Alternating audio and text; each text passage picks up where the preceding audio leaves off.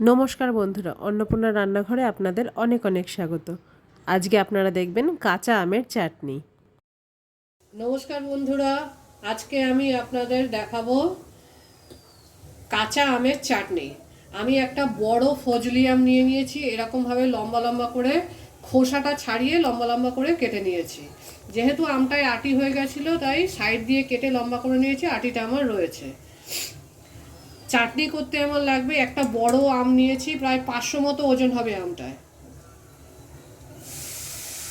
500 আমের জন্য 500 চিনি, আর লাগবে আমার 5 ফোড়ন আর একটা শুকনো লঙ্কা আর 1 চামচ মতো তেল। এছাড়া আমি ভাজা মশলা দেব, ভাজা মশলা বানানোটা আমি আপনাদের দেখাচ্ছি। বন্ধুরা, ভাজা মশলা বানাবার জন্য আমি একটা প্যান নিয়ে নিয়েছি। প্যানের মধ্যে আমি দিয়ে দেব এই যে 1 চামচ মতো ধনে, গোটা ধনে, এই হাফ চামচ মতো সর্ষে বা রাই, 1 চামচের থেকে একটু কম জিরে, গোটা জিরে দিয়ে দেবো, এই একটা শুকনো লঙ্কা, আর দিয়ে দেব 1 চামচ মতো 5 ফোড়ন। এবার এটাকে আমি নাড়াচাড়া করে ভেজে নেব।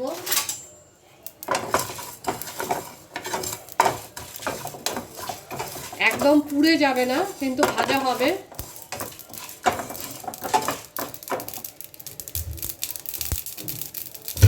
দেখুন, ভাজা মশলা হতে কিন্তু বেশি সময় লাগে না, প্রায় ভাজা ভাজা হয়ে গেছে। এমনি ভাজা মশলা করতে গেলে আপনারা মিক্সারে বাটতে পারেন, কিন্তু চাটনির জন্য যে ভাজা মশলা করা হয় সেটা কিন্তু একটু দানা দানা থাকতে হবে, তাই আমি এটা মিক্সারে বাটবো না, আমি এটা হামানদিস্তায় থেতো করে নেব। মশলাটা ভাজা ভাজা হয়ে গেছে কিন্তু পুড়ে যায়নি।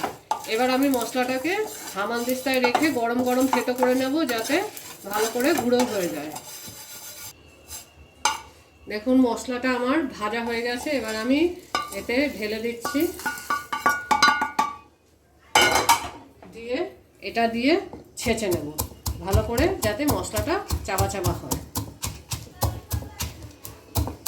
এখন আমার মশলাটা গুঁড়ো হয়ে গেছে, দেখুন পুরো গুঁড়ো হয়ে যায়নি, আবার একদম মোটা মোটাও নেই। আপনারা মিক্সারে গুঁড়ো করলে কিন্তু খেয়াল রাখতে হবে যেন একদম গুঁড়ো হয়ে না যায়। এবার আমি চাটনিটা শুরু করব। কড়াইতে দিয়ে দিলাম 1 চামচ মতো তেল, কারণ রান্না হতে, চাটনি হতে বেশি তেল লাগে না। তেলটা গরম হওয়া পর্যন্ত অপেক্ষা করলাম। দেখুন, তেলটা গরম হয়ে গেছে, এবার আমি এই আধখানা শুকনো লঙ্কা দিয়ে দেব, আর ফোড়নের জন্য দিয়ে দেব একটুখানি 5 ফোড়ন। 5 ফোড়নটা ফুটছে,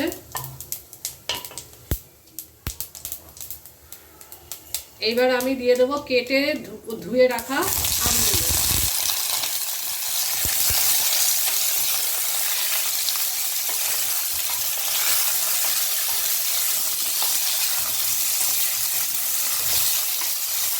একটুখানি নাড়িয়ে নিয়েই আমি এতে অল্প নুন হলুদ দিয়ে দেবো। চাটনি করতে কিন্তু বেশি নুন লাগে না। দেখুন, আমি 1/4 চামচ, মানে 1 চামচের 4 ভাগের 1 ভাগ আমি নুন দিলাম।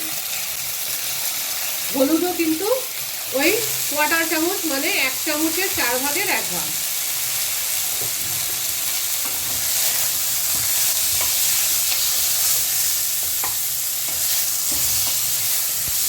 দিয়ে এটা নাড়িয়ে এবার আমি জল দিয়ে দেবো। আমি 2 কাপ মতো জল দিয়ে দিলাম। আপনাদের যদি মনে হয় আর একটু ঝোল খাবেন তাহলে আর 1 কাপ জল দিতে পারেন। আমটা শুধু সেদ্ধ হওয়ার জন্য জল দেওয়া। এবার আমি 5 মিনিটের জন্য এটা ঢেকে দেব। আমি 5 মিনিটের জন্য এটাকে ঢেকে দিচ্ছি। 5 মিনিট পরে দেখবো আমগুলো নরম হয়ে গেছে। আঁচটাকে আমি মিডিয়াম করে দিলাম। দেখুন, এবার আমি দেখে নিচ্ছি। দেখুন, আমগুলো সব নরম হয়ে গেছে মনে হচ্ছে। আমগুলো সব নরম হয়ে গেছে।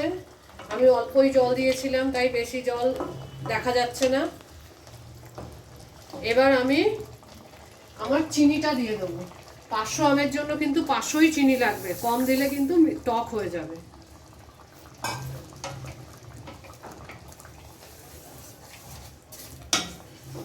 চিনিটা দিয়ে ভালো করে মিশিয়ে আমি কিন্তু ঢেকে দেব। এই চাটনিটা চিনি গলে পুরো চাটনিটা হতে একটু 7-8 মিনিট বা 10 মিনিট সময় লাগবে। আঁচটা কিন্তু মিডিয়ামই রাখবেন, না হলে ধরে যাবে। এবার আমি আবার ঢেকে দেব। দেখুন বন্ধুরা, মিনিট 5 হয়ে গেছে। আমাদের চাটনিটা কিন্তু রস বা আঠালো হয়ে এসেছে, কিন্তু আরও একটু আঠা হওয়া দরকার। এখনো কিন্তু পুরো রস বা জল টাইপের আছে, আর একটু শুকোতে হবে। তবে পুরো শুকিয়ে নিতে হবে না, পুরোটা শুকিয়ে নিলে একদম ঠান্ডা হলে পুরো জমে যাবে, কোনো টেস্ট থাকবে না। আরও আমি 2 মিনিট মতো আর দেবো, আর 5 মিনিট দেবো না। আর একটুখানি শুকোলেই আমার চাটনি হয়ে যাবে। আবার আমি ঢেকে দিচ্ছি। দেখুন 2 মিনিট হয়ে গেছে। আমাদের চাটনিটা কিন্তু যথেষ্ট আঠালো হয়ে গেছে এবং রস রস হয়ে গেছে। এইবার আমি গ্যাসটাকে নিভিয়ে দেব।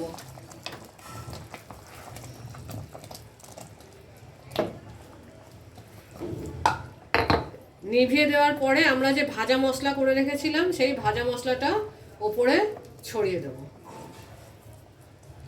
পুরোটা লাগবে না, আমি একটু বেশি করেই ভাজা মশলা করেছিলাম। 1 চামচ মতো ছড়িয়ে দেব।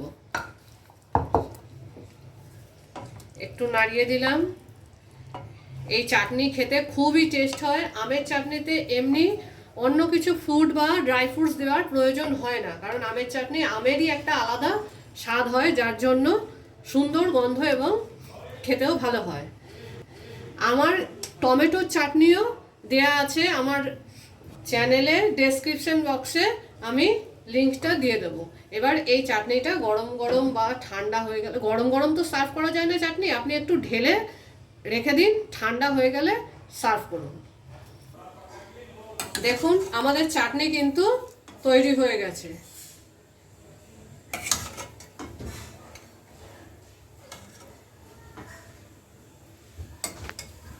আমাদের আমের চাটনি রেডি। আমার ভিডিওটি ভালো লাগলে অবশ্যই লাইক, শেয়ার ও সাবস্ক্রাইব করবেন। রেসিপিটা ভালো লাগলে লাইক করতে ভুলবেন না, শেয়ার করুন, আর অবশ্যই আমাদের চ্যানেলকে সাবস্ক্রাইব করে নিন আরও অনেক নতুন নতুন রান্না দেখার জন্যে। Thank you for watching.